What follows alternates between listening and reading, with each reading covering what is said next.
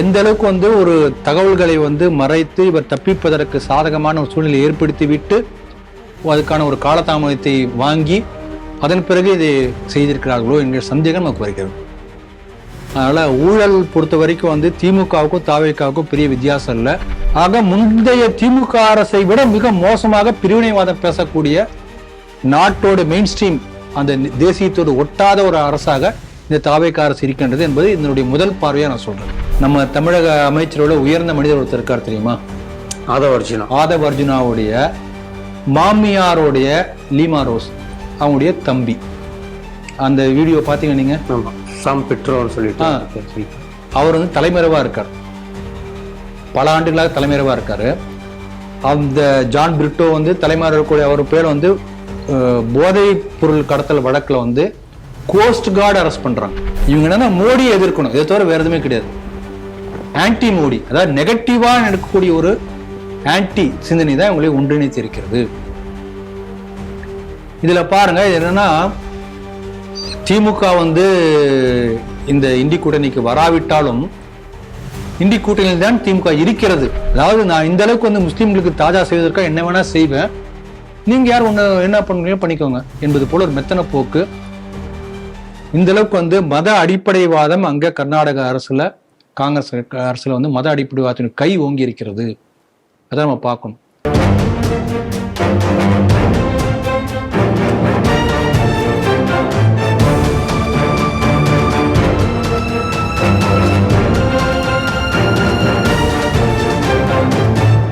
தேசபக்த Sri TV நேயர்களுக்கு வணக்கம். இன்று சிந்திக்க இருக்கக்கூடிய செய்திகள் குறித்து முதலில் பார்க்கலாம். அரசு வேலைக்கு லஞ்சம் பெற்ற வழக்கில் செந்தில் பாலாஜி மீது இடி விசாரணை செய்ய ஆளுநர் அனுமதி. மத்திய அரசின் புதிய வக்ஃப் சட்டம் தமிழ்நாட்டில் ஒருபோதும் அமல்படுத்த மாட்டாது, ஷாஜகான் பேச்சு. தேசியவாத யூடியூபர் மாரிதாஸ் மதுரையில் கைது. இண்டி கூட்டணி கட்சிகள் பெயரில் ராகுலுக்கு எதிராக டெல்லியில் பல இடங்களில் பேனர் வைக்கப்பட்டதால் பரபரப்பு. கர்நாடக யாத்ரி நிவாஸில் மசூதி தொழுகை அறை கட்டப்பட்டிருப்பது தணிக்கை அறிக்கை மூலம் அம்பலம். ஸ்ரீ டிவியின் உண்மை நின்றிட வேண்டும் என்ற உரத்த சிந்தையோடு நான் உங்கள் பாஸ்கரன். இன்றைய செய்திகள் குறித்து சிந்திக்க நம்மோடு அரங்கத்தில் இணைந்திருப்பவர் மூத்த அரசியல் விமர்சகர் திரு ராம வெங்கடாத்திரி அவர்களை ஸ்ரீ டிவி நேயர்கள் சார்பாக இனிதே வரவேற்கிறேன். வணக்கம் சார். வணக்கம் பாஸ்கர். செந்தில் பாலாஜி ஒரு அதிமுகவில் போக்குவரத்து துறை அமைச்சராக இருந்த பொழுது அந்த அப்பாயின்மெண்ட் போடுறதுக்கு பணம் வாங்கினார் அப்படிங்கிற கேஸ் ரொம்ப நாளா நடந்துட்டு இருந்தது.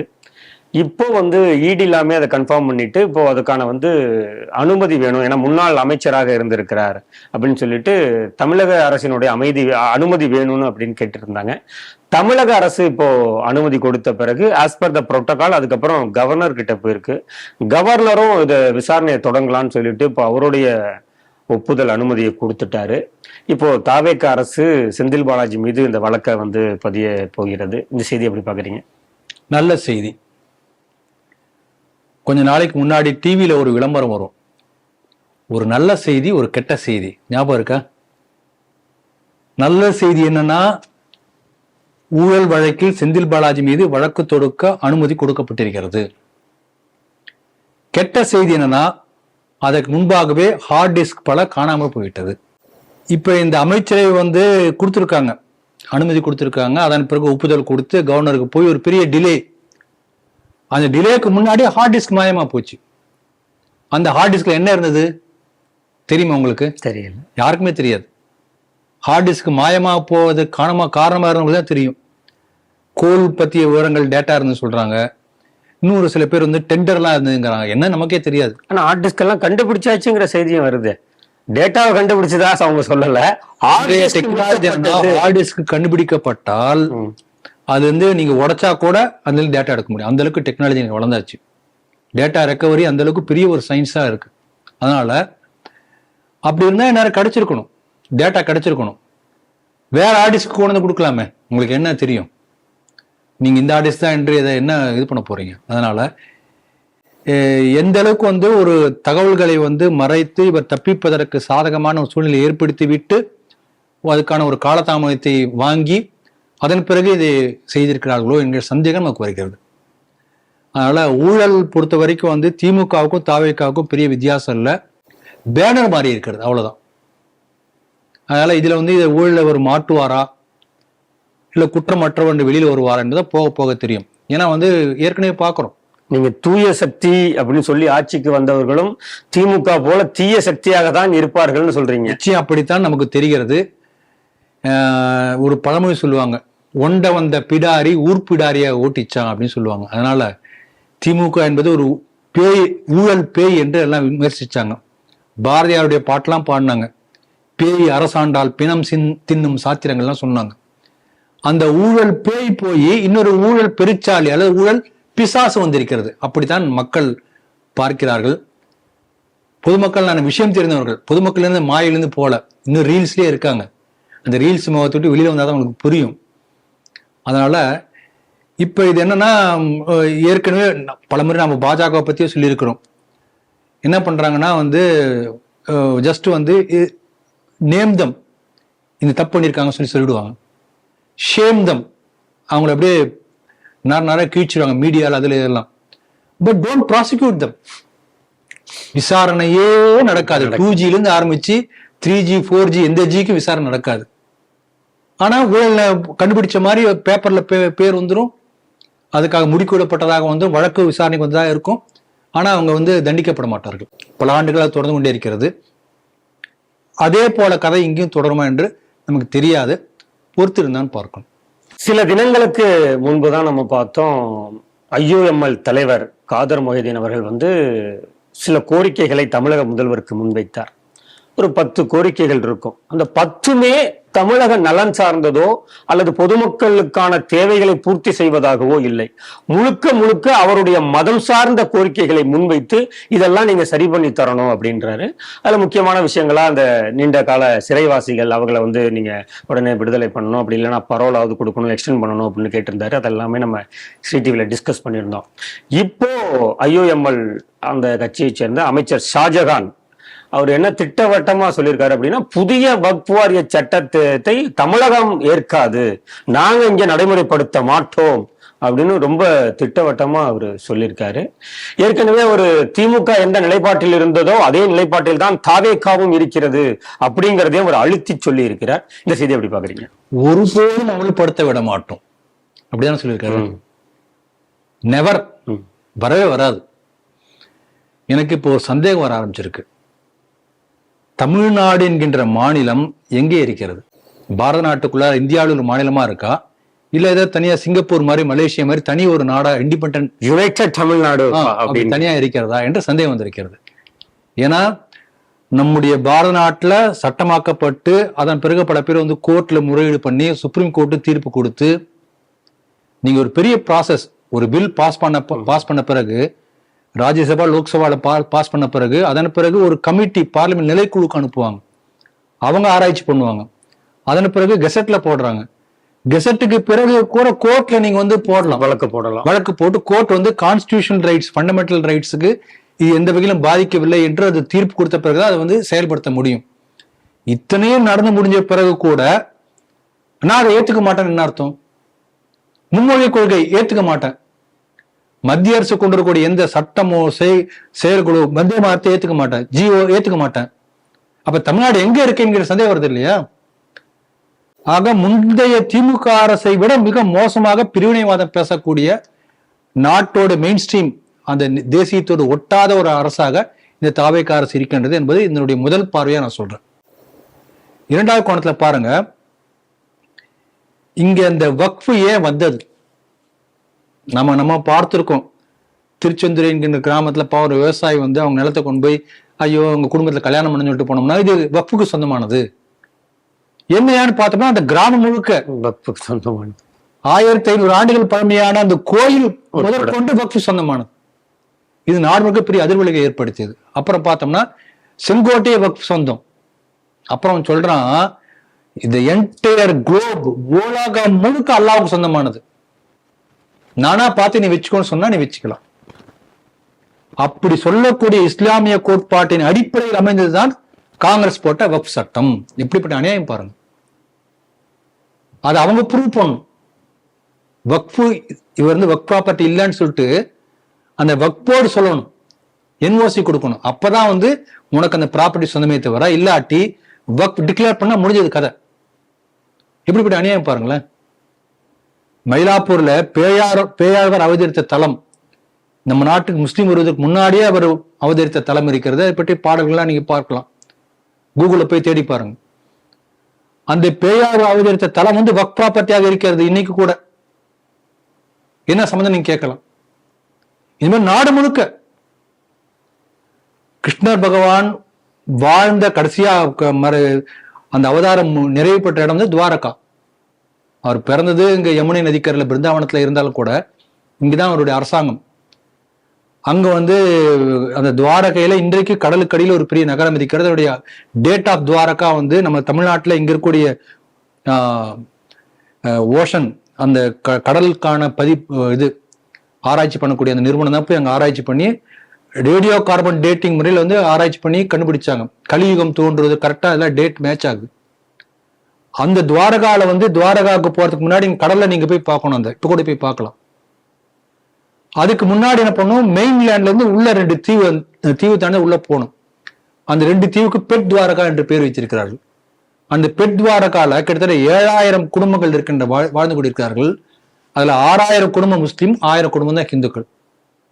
அங்க பழமையான கோயில் இருக்கிறது துவாரகாதீஷ் கோயில், 5000 ஆண்டு பழமையான கோயில்.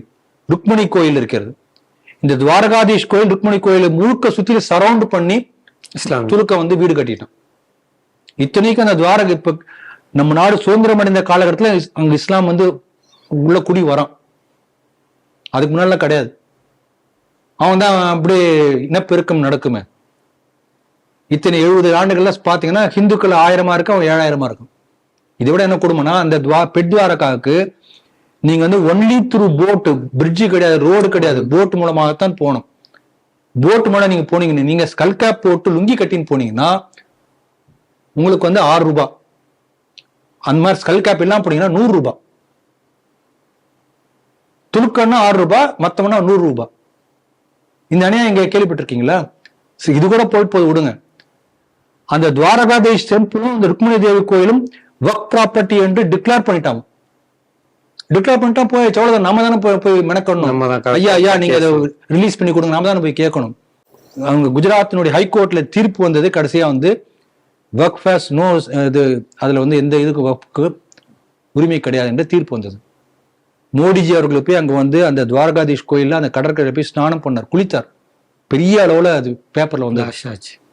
இன்றைக்கு சூழ்நிலை மாறி இருக்கிறது. அப்ப எந்த அளவுக்கு வந்து ஒரு அநியாயமான ஒரு கொள்ளை, பகல் கொள்ளை, எதை வேணா கொள்ளையடிக்க முடியும் வக்ஃப் சொன்னா போதும். அப்படிப்பட்ட பெருங்கொள்ளையை தடுத்து நிறுத்தியதான் அந்த வக்ஃப் சட்டம்.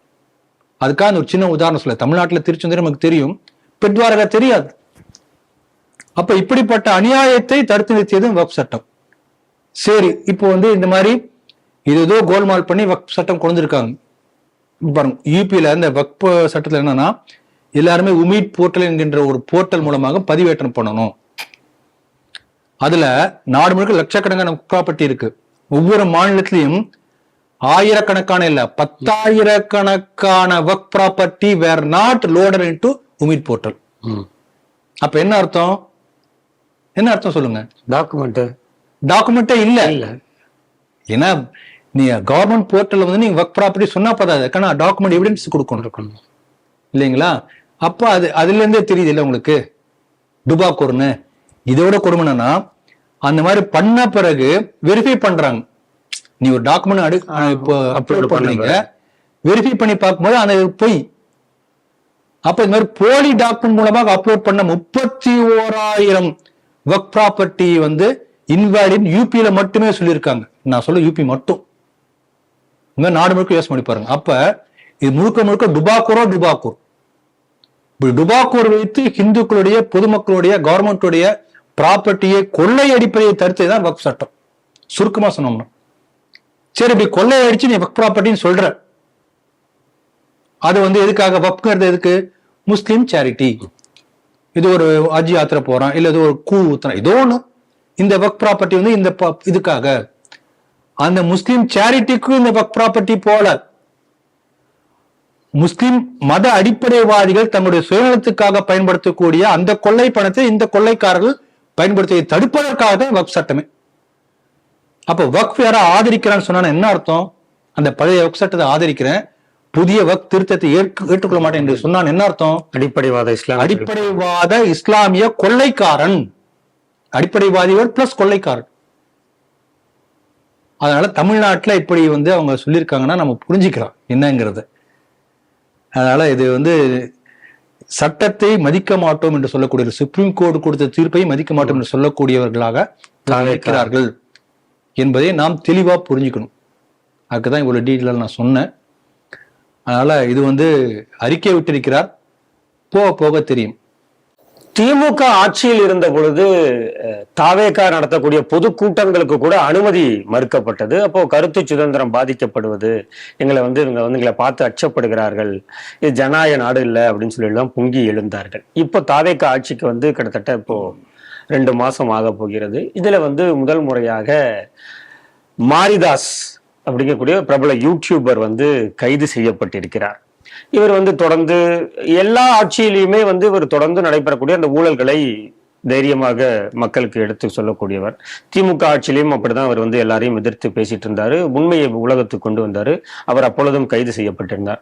இப்ப தாவேகா ஆட்சிக்கு 1.5 மாசம் தான் ஆகுது. அவர் அங்க இருக்கக்கூடிய தொழில்துறை அமைச்சர் குறித்து ஏதோ விமர்சனம் செய்து விட்டார், அதை ஏற்றுக்கொள்ள முடியாது அப்படிங்கிற அளவுக்கு இருக்கு அப்படின்னு சொல்லிட்டு இவர் மீது இப்போ வழக்கு நடவடிக்கை எடுக்கப்பட்டிருக்கிறது. இதுக்கு பல்வேறு தலைவர்கள் கண்டனங்களை தெரிவிக்க ஆரம்பிச்சிருக்காங்க. முதலாக சீமான் அவர்கள் குரல் கொடுத்திருக்காரு. இந்த செய்தியை நீங்க எப்படி பாக்குறீங்க? முதல்ல மாரிதாஸ் அவர்களே பாராட்டுறேன்.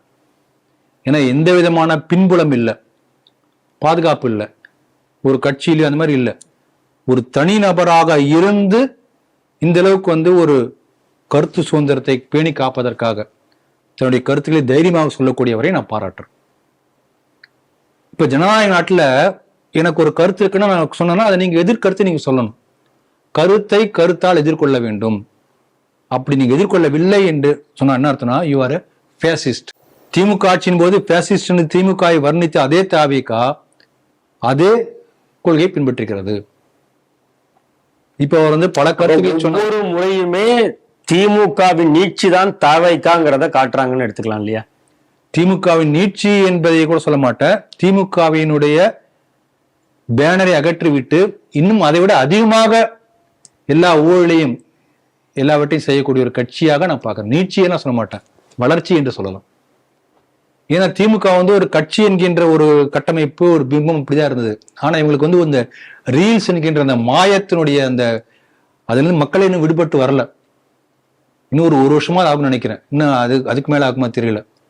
அது வரைக்கும் இவங்க என்ன பண்ணாலும் யாரும் கேட்கறதுக்கு ஆள் இல்லை.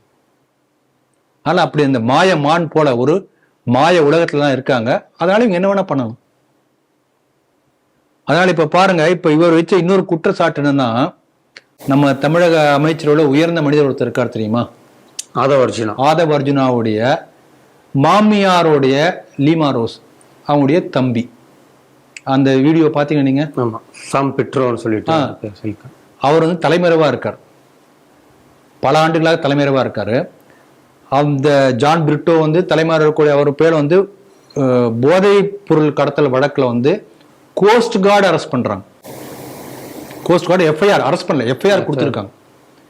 அது என்னன்னா, நீங்க சாதாரண போதையை விட மெத்தாபெட்டமைன் என்கின்ற சிந்தட்டிக் ட்ரக் ஒரு கண்டெய்னர்ல 108 கோடி ரூபாய் மதிப்புள்ள மெத்தாபெட்டமைன், இன்னொரு இடத்துல 200 கோடி ரூபாய் மதிப்புள்ள மெத்தாபெட்டமைன், ரெண்டு கண்டெய்னர்ல இருந்து எடுக்கப்பட்டு இன்னும் எத்தனை இந்த மாதிரி போச்சு தெரியாது. ஸ்ரீலங்கால இருந்து இங்க உள்ள வந்துட்டு இருக்கு.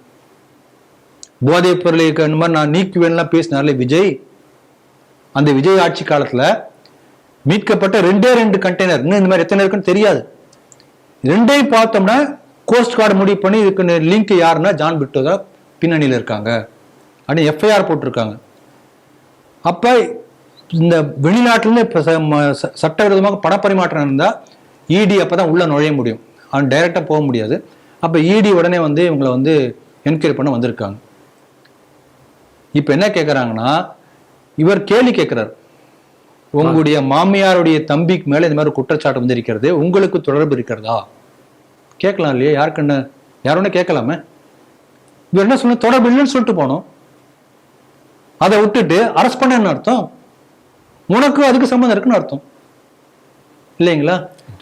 ஆகவே இவங்க நிச்சயமா தூய சக்தி இல்லை, நிச்சயமாக இவங்க ஒரு பெரிய பெரிய தீய சக்தியாக தான் இருக்க முடியும். பொதுமக்களை ஏமாற்றி இருக்கிறார்கள். போதை ஒழிப்பா சொன்னாங்க, போதை மருந்து கடத்தல் வந்திருக்கு. சாதாரண கடத்தலை விட மிக மோசமான சரக்கு இந்த மெத்தாம்பெட்டமைன். ஏன்னா சாதாரண சரக்கு நீங்க அடிச்சா கூட உங்களுக்கு வந்து தெரிஞ்சிடும், இது தெரியாது. அப்புறம் ரொம்ப விலை கம்மி, சர்வசாதாரண விலை கிடைக்கும், நீங்க பிடிக்கவே முடியாது. ஒரு இளைஞர் மெத்தாம்பெட்டமைன் இந்த மாதிரி போட சிந்தடிக் ட்ரக் அடிமையாயிட்டான்னா அவ்வளவுதான், முடிஞ்சது கதை.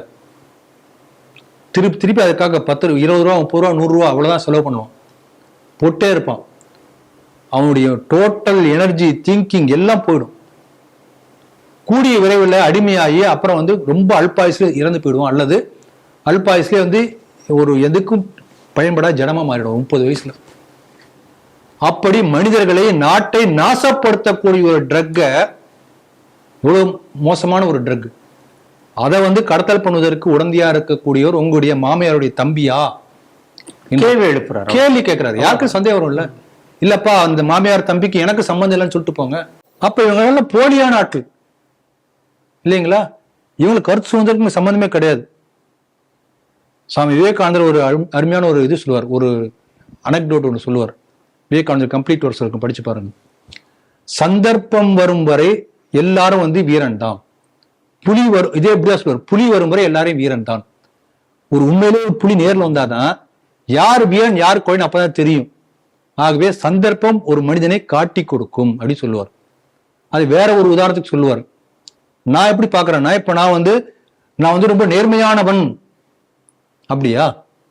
என் கையில 1 கோடி ரூபாய் காசை கொண்டு வந்து கொடுத்துட்டு அதுல இருந்து நான் 1 ரூபாய் எடுக்காம இருந்தாதான் நான் நேர்மையானவன். என் கையில காசே கிடையாது, நேர்மையான சொல்லி என்ன பிரயோஜனம் இல்லைங்களா? அப்போ உன்னை பதவியில உட்கார வைக்கும் போது நீ யார் என்பதை நீ தெரியப்படுத்தினா நீ நேர்மையானவன் அர்த்தம். அப்போ வந்து எலெக்ஷன் மேல தூய சக்தி தீய சக்தி அப்படின்னு வசனம் பேசினீங்க. இப்ப என்ன சக்தி? பராசக்தியா? ஓம் சக்தியா? ஆகவே நீங்கள் யார் என்பதை உங்கள் செயல் மூலம் நீங்கள் காட்டிவிட்டீர்கள். அதனால தெளிவா சொல்றேன், இந்த இது வந்து திமுகவுக்கு எந்த விதமான வித்தியாசமும் இல்லை. மக்கள் வந்து நம்பக்கூடிய அந்த மாய அந்த எண்ணத்திலிருந்து மீளல, மக்கள் சீக்கிரம் வெளியில வரணும். அது வெளியில வராத வரைக்கும் இந்த மாதிரி அட்டகாசங்கள் தொடரும், அதுல எனக்கு மாற்று கருத்தே இல்லை. அதனால அவருக்கு மீண்டும் என்னுடைய பாராட்டுகளை தெரிவித்துக் கொள்கிறேன். ஏன்னா தனியொரு மனிதனாக நின்று இந்த அளவுக்கு வந்து எதிர்த்து அவர் செஞ்சிருக்காரு. அவருடைய என்ன சொல்றது, ஆண்மை வீரம், அதை நம்ம பெரிய ஹேட்ஸ் ஆஃப் டு மாரிதாஸ். இன்றைய தினம் டெல்லியில இண்டி கூட்டணி, இண்டி பிளாக் கூட்டணியின் தலைமையில கூட்டணி கட்சிகளை எல்லாம் அழைத்து ஒரு கூட்டம் நடைபெற்றிருக்கிறது.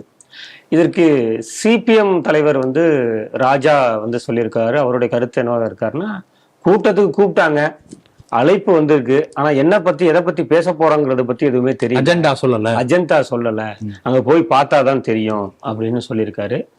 மல்லிகார்ஜுன கார்கே இருக்காரு, 2ஆம் கட்ட தலைவர்கள் வரிசையில அண்ணன் வைகோ இருக்கிறார், அண்ணன் திருமாவளவன் எல்லாம் இருக்கிறார்கள்.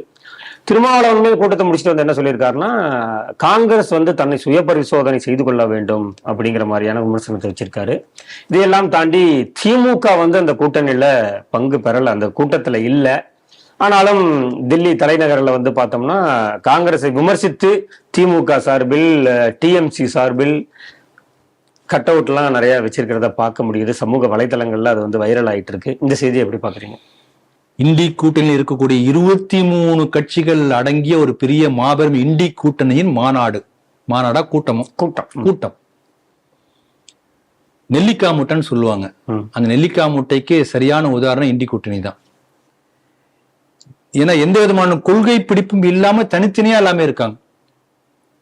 இப்போ ஒரு பூ வந்து ஒரு நார் வந்து இணைக்கிறது எல்லாரையும், அந்த நார் தான் இணைக்கக்கூடிய ஒரு இணைப்பு படலம். அது மாதிரி ஒரு கொள்கையோ கோட்பாடு ஒன்று இணைக்கணும், எதுவுமே இணைக்கல. இவங்க என்னன்னா மோடியை எதிர்க்கணும், இதை தவிர வேற எதுவுமே கிடையாது. ஆன்டி மோடி, அதாவது நெகட்டிவா நடக்கக்கூடிய ஒரு ஆன்டி சிந்தனை தான் இவங்களை ஒன்றிணைத்து இருக்கிறது.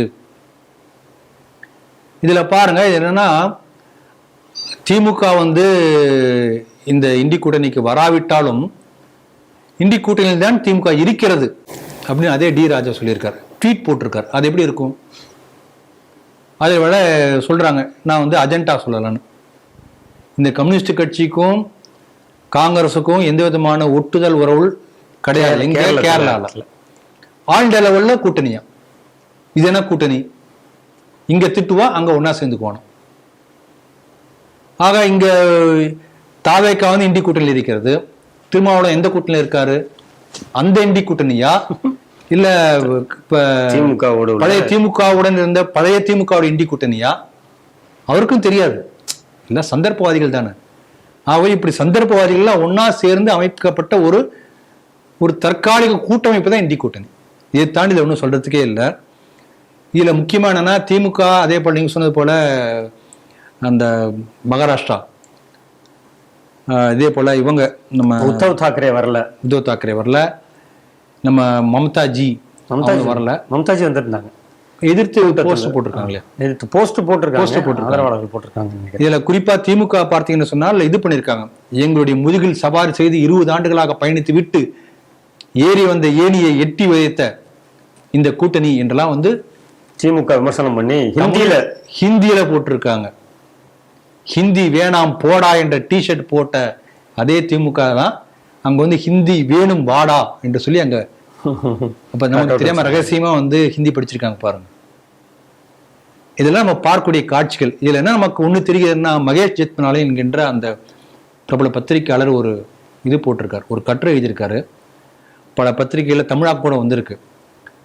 அவர் என்ன சொல்லியிருக்காருன்னா, இந்த வங்கம் ஏற்படுத்திய அதிர்வு என்ற தலைப்பு ஒரு கட்டுரை எழுதியிருக்காரு. அந்த 2/3 மெஜாரிட்டில வந்து வங்காளத்துல பாஜக ஆட்சியை பிடித்தது, ஒரு கட்சி போய் இன்னொரு கட்சிக்கு வந்தது, ஒரு ஆட்சி மாற்றம் என்று நீங்க பார்க்க முடியாது.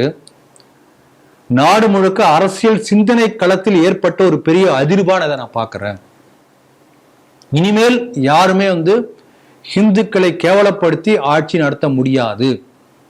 இந்த நாட்டுடைய தேசியம் ஹிந்து தன்மை தான், இந்த மண்ணுடைய வேர். அதை விட்டு நீங்க அரசியல் பேச நிலைக்காது. அடுத்த 100 வருஷத்துக்காக அப்படிதான் இருக்கும். அப்ப வேற வழியே இல்லாமல் பாஜக பேசுவதை போல ஹிந்துத்துவாவை காங்கிரஸ் பேசினாலோ மற்ற கட்சிகளை பேசினாலோ அதற்கு வாழ்வு உண்டு, இல்லாவிட்டில் வாழ்வே இல்லை.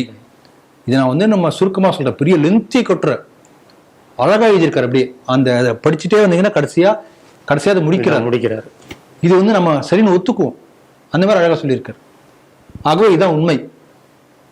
ஒரு பெரிய சூழ்நிலை மாற்றம் நாடு முழுக்க ஏற்பட்டு இருக்கிறது. இதை உணர்ந்தால்தான் இந்தி கூட்டணி வேற வழி இல்லாம வந்து இதே போல மாறணும். மாறினால் இந்தி கூட்டணிக்கு வாழ்வு உண்டு, இல்லாட்டி வாழ்வு இல்லை என்பது. அது இந்தி கூட்டணி பத்தி சொல்லல, அவர் பொதுவாக இருக்கிறார்.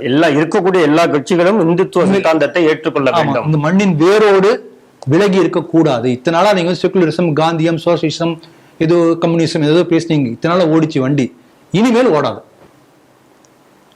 அதுதான் அவர் சொல்லியிருக்கிறார். அதனால இதெல்லாம் ஒரு பக்கம் இருக்கட்டும்.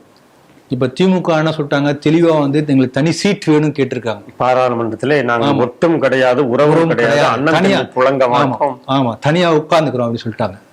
அதனால தனியா உட்கார போறாங்க. இது ஒரு என்ன பொறுத்த வரைக்கும் நான் ஒரு நல்ல காட்சியா பாக்குறேன். தாவேக்காவோட வந்து கூட்டணி ஏற்படுத்த வேண்டும் என்பதற்காக இத்தனை எம்பிக்கள் இருக்கக்கூடிய திமுகவை இழந்து இருக்கிறது காங்கிரஸ். அதனால இந்த மனோபாவத்தை நீங்க பாராட்டணும் தானே. லாபம் யாருக்குன்னா பாஜகவுக்கு தான், நஷ்டம் காங்கிரஸுக்கு. இனிமேல் நிறைய மசோதா, யூனிஃபார்ம் சிவில் கோடு மற்ற எல்லா மசோதாக்களையும் வேக வேகமா கொண்டு பாஸ் பண்ணிடலாம். எல்லா மசோதாவும் கிடப்பில் போடப்பட்ட மசோதா, ஃபார்மர்ஸ் பில் திருப்பி கொண்டு பாஸ் பண்ணுங்க. எல்லாத்தையும் கூட்டு சபையில பாஸ் பண்ணீங்கன்னா எல்லாமே நிறைவேறிடும். ஏன்னா இவன் வந்து இதுல இல்ல, கூட்டணியில இல்ல. ஆனாலும் வெளியிலிருந்து நாங்கள் ஆதரிப்போம், தேசத்திற்கு எதிரானது, சிறுபான்மையினருக்கு எதிரானதை நாங்கள் வந்து ஒருபோதும் ஏற்க மாட்டோம்னு திமுக சொல்லியிருக்கிறது. ஆனாலும் வந்து அந்த விரிசல் வந்துடுச்சு இல்லையா, அந்த விரிசலை எப்படி சாதகமாக பயன்படுத்த முடியும் என்கின்ற சாமர்த்தியம் வந்து அமித்ஷாவுக்கு தெரியும். அதனால அப்படி ஒரு இதனால அந்த வாய்ப்பு கூட இல்லை. இப்ப அப்படிப்பட்ட ஒரு வாய்ப்பு இருக்கின்றது. பல மசோதாக்கள் நிறைவேற்றக்கூடிய சாதகமான சூழ்நிலை நாட்டிற்கு நல்லது நடந்திருக்கின்றது என்று இதை நான் பார்க்கிறேன். கர்நாடகாவில் 2022-24 காலகட்டம் அது பாஜகவின் இறுதி காலகட்டம். அதன் பிறகு 2023 காங்கிரஸ் ஆட்சி வருகிறது. அந்த காலகட்டத்துல டூரிசம் டிபார்ட்மெண்ட் யாத்ரி நிவாஸ் அப்படிங்கிறத கட்டுறதுக்கு அனுமதி வாங்கி இருக்கிறது. ஆனால் அங்கு கட்டப்பட்டது என்னவா இருக்கு அப்படின்னா, அங்க ஒரு பிரேயர் ஹால் கட்டியிருக்காங்க. அது மாஸ்க்கு தான் கட்டியிருக்காங்க. இதை வந்து சிஏஜி ஆடிட் பண்ணும்போது பார்த்துட்டு சர்ப்ரைஸா இருந்திருக்கு அவங்களுக்கு. கொட்டேஷன் கொடுத்தது ஒரு அமௌண்டா இருக்கு, கொட்டேஷன் கொடுத்த அந்த படம் ஒரு படமா இருந்திருக்கு, இங்க கட்டடமா பார்க்கும்போது இதுல வேற ஒரு கட்டடமா இருக்கு, இது என்னடா இதுன்னு ஆச்சரியப்பட்டு பார்த்திருக்காங்க. அது இப்போ கர்நாடகத்துல ஒரு பெரும் அதிர்வலையை ஏற்படுத்தி இருக்கு. அது ஒரு பேசு பொருளாக இருக்கு. இந்த செய்தி நீங்க எப்படி பாக்குறீங்க? அந்த சிஏஜி அறிக்கையில மொத்தம் 200 கோடிக்கு ஊழல் சொல்லியிருக்காங்க.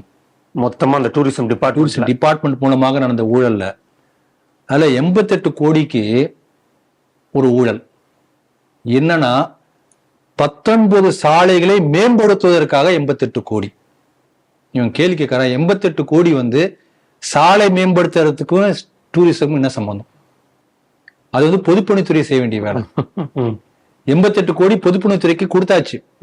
அவன் என்ன சொல்றான், நான் 19 சாலை மேம்படுத்திட்டேன் அப்படிங்கிறான். எப்படி இந்த மாதிரி கொடுக்க முடியும் இல்லைங்களா? அப்படி ஒரு கேள்வி கேட்டிருக்காங்க.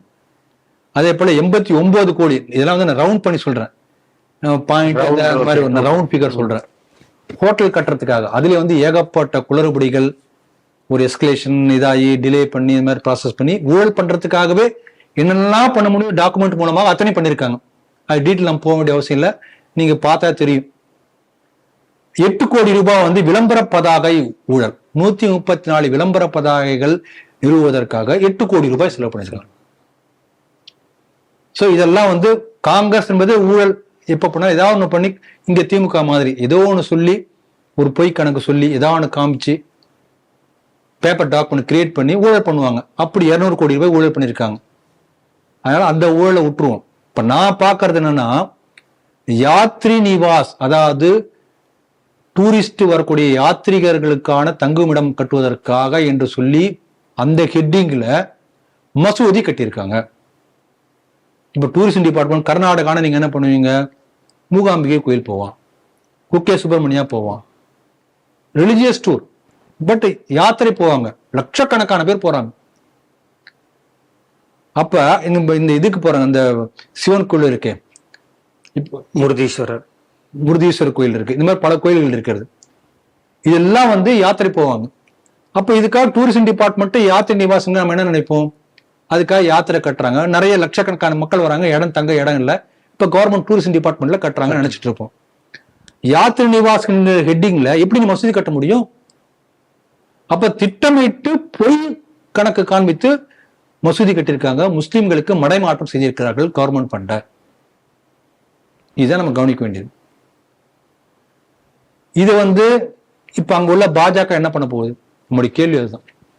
நீங்க காங்கிரஸ் ஆட்சி வந்திருந்து பார்த்தீங்கன்னு சொன்னால் பெரிய அளவுல பிஜேபி அங்க ஒன்றும் குரல் கொடுக்கல, பேசாம இருக்கு. பெரிய தமிழ்நாடு பிஜேபி மாதிரி தான் இருக்கு. அதுவும் என்ன நினைச்சிட்டாங்கன்னா, காங்கிரஸ் பெரிய ஊழல் பண்ணும், மக்கள்கிட்ட பேர் கெட்டு போயிடும், அதனால தானாக நம்ம அடுத்த முறை நம்ம வந்துடலாம் அப்படி சொல்லி நல்லா குரட்டை விட்டு கும்பகர்ணம் தூங்குறான் போல் இருக்கு. இல்ல, சித்தாராமையா இருந்த பொழுதே எதிர்க்காதவர்கள் இப்போது டி.கே. சிவகுமார் வந்து முதல்வராக பதவி ஏற்றிருக்கிறார். அவர் எல்லாரும் கூட அமைக்கப்படா இருக்கக்கூடியவர். அவரை எதிர்த்து பாஜக பெரிய போராட்டத்தை. அதனால இன்னொரு என்ன கூட இருக்கலாம், இப்படிதானே இந்துக்கள் ஓட்டு பாஜக வந்துடும் இல்லையா, அதனால நம்ம ஜெயிச்சிடலாம் என்கிற மிதப்புல இருக்காங்களோ என்னன்னு தெரியல. எனக்கு தெரிஞ்சு கர்நாடகால பாஜக இருக்கின்றதா எனக்கு கண்ணுக்கே தெரியல. பேப்பர்ல நான் இது வரைக்கும் பார்க்கவே இல்லை, இந்த நியூஸும் வரல. இப்ப லட்டு மாதிரி ஒரு விஷயம் வந்திருக்கிறது. இது வந்து அவங்க கையில் எடுத்து போராட்டம் நடத்தணும், பெரிய அளவு முன்னெடுக்கணும். ஏன்னா பாருங்க, நமக்கு வந்து நீங்க வந்து தீர்த்த யாத்திரை நம்ம பழனிக்கு போறோம், இல்லை எல்லா கோயிலுக்கு போறோம், லோக்கல் நமக்கு தீர்த்த யாத்திரை போகக்கூடிய ஸ்கோப் நமக்கு இருக்கிறது. காசி யாத்திரை போவோம், ராமேஸ்வரம் நீங்க கூட போயிட்டு வந்தீங்களே, காசி யாத்திரை போயிட்டு வந்தீங்க. அப்படி போகக்கூடிய ஸ்கோப் நமக்கு இந்து மதத்துல இருக்கிறது. ஒரு முஸ்லீமுக்கு எப்படி வந்து ஸ்கோப் வந்து தீர்த்த யாத்திரை கர்நாடகால ஏதோ ஒரு 100 மசூதிக்கு போறது ஸ்கோப் இருக்கான்னு, ஹஜ் யாத்திரை ஒண்ணுதான், வேற தீர்த்த யாத்திரை இருக்கா? அப்ப தேர் இஸ் நோ ஸ்கோப். அப்ப பொய்யை சொல்லி ஸ்கோப்பே இல்ல, அந்த ரிலிஜன்லயே ஸ்கோப் இல்ல. முழுக்க முழுக்க அட்மினிஸ்ட்ரேஷன் ஃபெயிலியர் இல்லையா? அது அரசு அதிகாரிகள் எல்லாருமா சேர்ந்து ஒரு மிகப்பெரிய தவறு பண்ணிருக்காங்க, தவறு செஞ்சிருக்காங்க. ஃபெயிலியர் மட்டும் இல்ல, ஒரு பெரிய தவறு. அதாவது நான் இந்த அளவுக்கு வந்து முஸ்லீம்களுக்கு தாஜா செய்வதற்காக என்ன வேணா செய்வேன், நீங்க யார் ஒண்ணு என்ன பண்ணுறீங்க பண்ணிக்கோங்க என்பது போல ஒரு மெத்தன போக்கு. இந்த அளவுக்கு வந்து மத அடிப்படைவாதம் அங்க கர்நாடக அரசுல, காங்கிரஸ் அரசுல வந்து மத அடிப்படைவாதத்தின் கை ஓங்கி இருக்கிறது. அதான் நம்ம பார்க்கணும்.